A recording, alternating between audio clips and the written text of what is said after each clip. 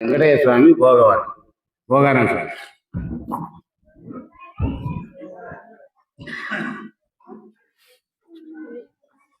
जय सद्गुरु प्रभु महाराज को। आत्मानात्मरहितम् अचल पूर्णोपदेशिकम् श्री निश्चलानंद नारायण गुरो शिष्यम् श्रीशैलवंशाम्बुधिरेव जातम् श्री परमानंद शंकरेन्द्रं सद्गुरुं मद्गुरुं भजामि। ఈరోజు పూజలు అందుకున్న అమృతానంద నాగేంద్ర స్వాముల వారికి నమస్కారం చేసుకుంటూ ఇక్కడ వేదికను అలంకరించిన సద్గురువులకు అందరికీ కూడా నా హృదయపూర్వక నమస్కారములు. ఇక్కడ కూర్చున్నటువంటి అందరికీ ఆత్మీయులకు మా యొక్క హృదయపూర్వక నమస్కారం అర్పిస్తున్నాను. ఏ పురుషుడు గురువర్యుని శ్రీపాదము పట్టలేదో, ఏ పురుషుడు గురువర్యుని శ్రీపాదము పట్టలేదో, ఆతండి పుస్తకమును చూసిన ఏ పట్టుకు నిలువకేవు ఇది నిజమయ్యా. జనులారా మీ మది తెలియారయ్యా, ఈ పరమగోప్యము ఎవరెరుగారోయ్యా. నా పలుకు మదిలోన నాటిన వారికి ఇది నిజమయ్యా. ఏ పురుషుడు గురువర్యుని శ్రీపాదము పట్టలేదు అంటే అందరము గురువుకు 2 పాదాలు అని అంటారు, కానీ ఇక్కడ ఏకపాదం అని చెప్తారు. అంటే ఆ ఏకపాదం ఏంటి, ఈ ద్విపాదంలో ఏంటి? మనకు గురు బ్రహ్మ గురు విష్ణు అనే దాని లోపల చెప్పు గురు అనేటటువంటి 2 పాదాలు. ఎట్లా ఉకారస్య అంధకారో హి రుకారస్తేజ ఉచ్యతే అంటే ఉకారముతో కూడుకున్నదంతా చిన్నగా సూక్ష్మంగా చెప్పాలనుకుంటే శరీరమే ఉకారం. రుకారం ఏదైతే ఉందో దీని లోపల సకలాన్ని ఎరిగేటటువంటిదే రుకారం. ఈ గురు అనేటటువంటి 2 పాదముల లోపల ఈ సమస్త జగత్తును సృష్టి స్థితి లయాల ద్వారా సకలాన్ని పోషిస్తుంది. మరి ఈ గురువు అనేటటువంటిది ఇవి రెండుడికి ఏకపాదము ఏంటి అంటే, ఇప్పుడు ఎట్లుండదంటే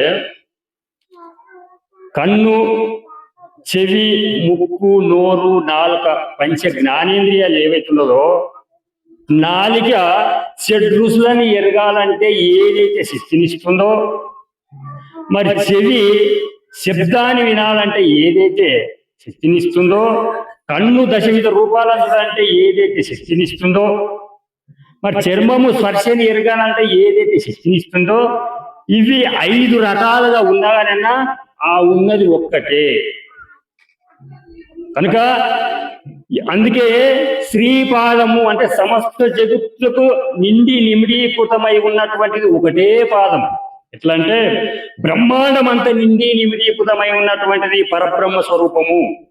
ఆ పరబ్రహ్మ స్వరూపము నందే లేనిదే మూలశక్తి కలిగి ఆ మూల ప్రకృతి నుండే 2 పుట్టినవి. అదే అమల సత్వము, మలిన సత్వము అనేటటువంటివే ఇవి 2 పాదాలు. ఈ 2 పాదాల కారణమైనటువంటిది ఏదైతే మూల ప్రకృతి అవ్యక్తమైనటువంటిది ఏదైతే ఉన్నదో అది ఏకపాదం. అటువంటి ఏకపాదాన్ని ఎవరైతే దర్శిస్తారో ఈ బోధను తెలుసుకుంటారు అని మనకు భాగవత కృష్ణ ప్రభువు చెలివిచ్చారు. కనుక ఇంతటితో ఈ ఉపన్యాసాన్ని ముగిస్తున్నాను. జై సద్గురు ప్రభు మహారాజుకు.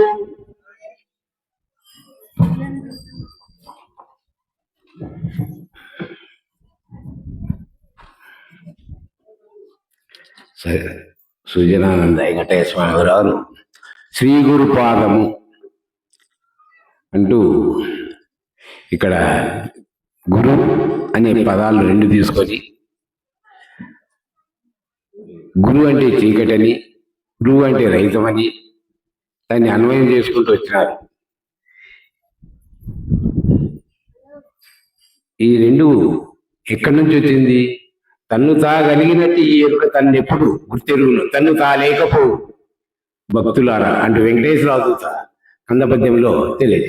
తన్ను తాగలిగినట్టు ఈ ఎరుక తను ఎప్పుడు గుర్తెరుగును. ఎప్పుడైతే ఈ ఎరుక అనేది ఏదే ఆత్మస్వరూపం ఉందో తన్ను తాను పూర్తిగా విచారించుకుంటే నేను ఎక్కడి నుంచి వచ్చినాను, భ్రమం నుంచి వచ్చినాను అని ఎప్పుడైతే విచారించుకుంటుంది తన్ను తాలేకపోతుంది, తానే లేకుండా పోతుంది.